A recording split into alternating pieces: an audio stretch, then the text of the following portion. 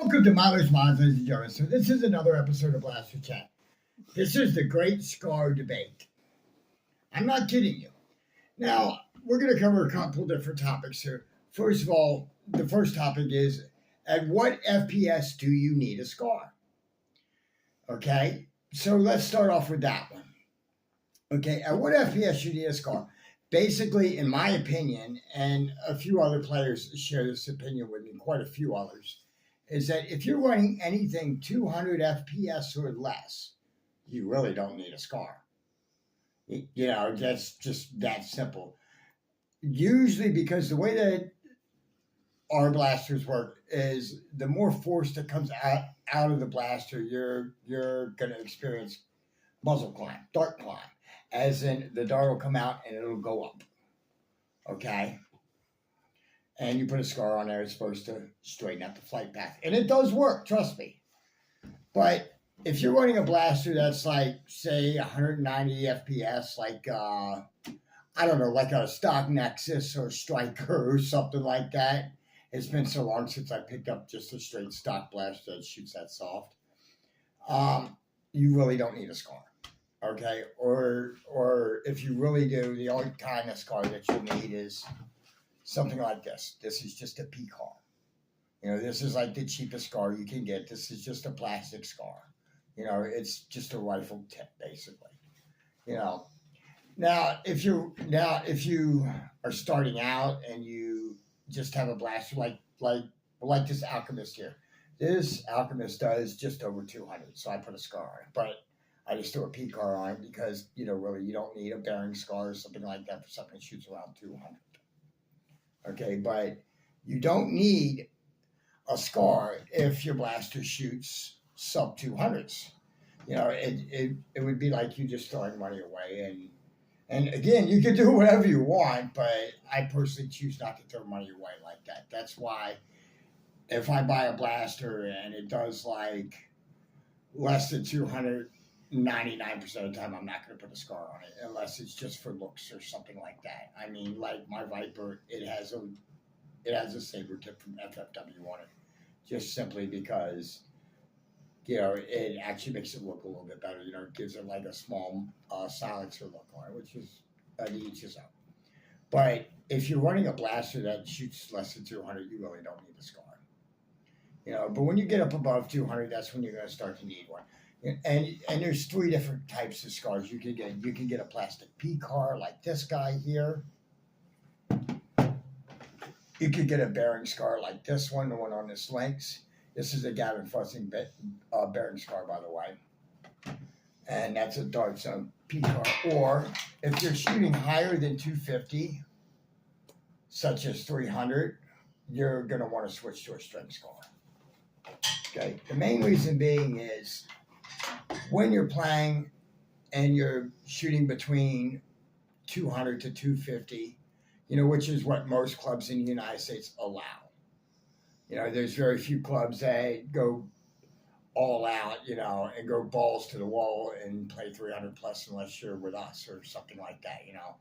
And there's quite a few clubs that have 300 FPS games too, such as Blast in Florida and stuff like that, you know.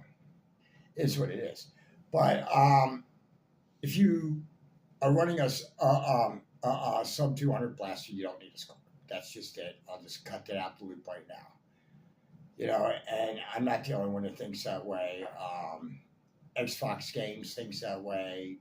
That old Nerf guy believes in the same thing. So does Gens Mods. You know, so if you have a sub 200 blaster, you might as well not even bother buying a scar. You won't need it. You know, but now between 200 and 250, you really have a choice between all three type scars. You can either use a plastic P-car, you can use a bearing scar, or you can use a string scar. Okay. Now, when you get above a certain FPS, like when you get to, say, 250, you might want to start running a string scar. You'll just get better accuracy and performance. Most bearing scars are only good to about 250 or so. Okay, the Dart Zone bearing scar is good to like 250. The Gavin Scar that I've tested is also good to 250. I have another Gavin Scar coming. So with that being said, that's basically it. But if you have no money, which there are a lot of people in the community that don't, you could very easily just get away with using a plastic P car as long as you don't go above 250. When you go above 250, you're going to want to switch out to a string scar.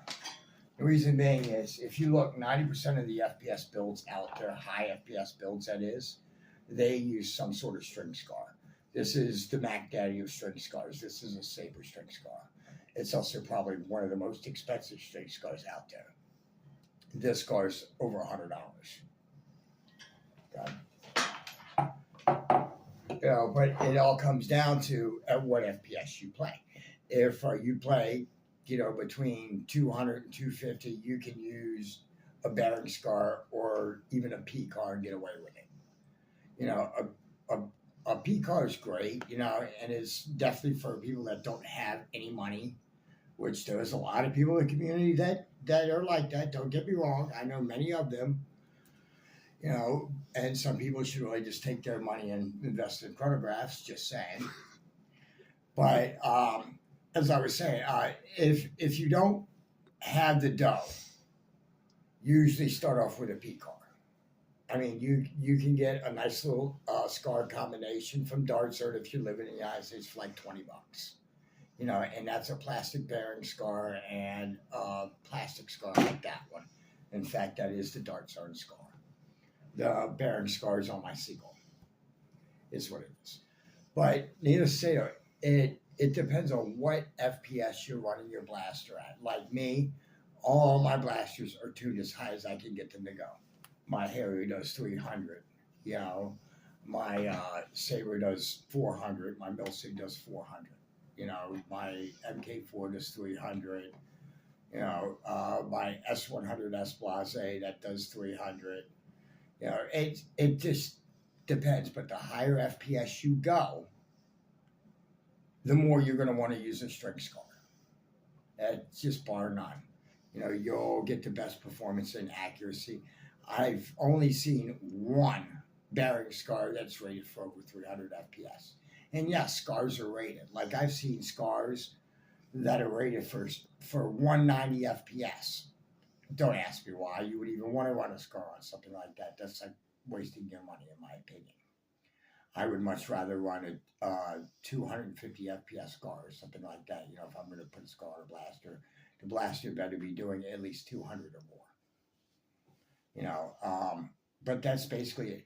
That's the main reason why you want to run a scar is if you're running a blaster that's over 200. If you're running sub 200, you don't need one. That's just a cold, hard truth, unless you want it just for like looks or whatever.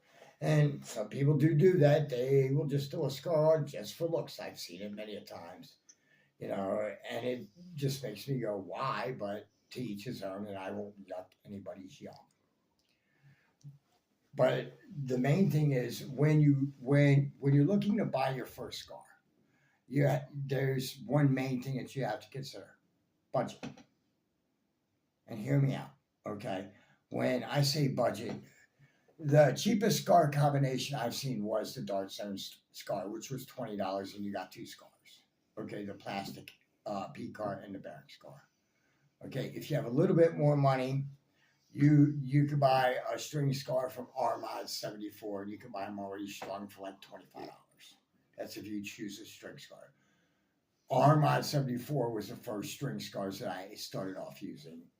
I still have many of his R mini scars over there on my blasters. And if you have a little bit more money, buy a Gavin scar. These are actually very nice scars. These Gavin scars, I actually do like them quite a bit. I mean, but the sad thing is they're only good up to 250 FPS.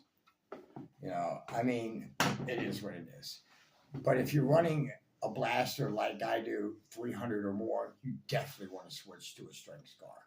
You'll just get better performance and better results out of it.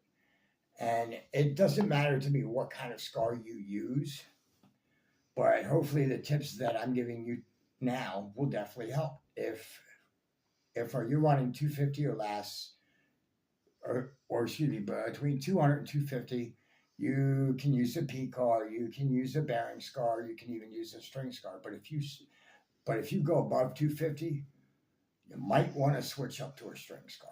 It'll definitely help you out. Well, in any event, ladies and gentlemen, thank you so much for watching the Great Scar Debate.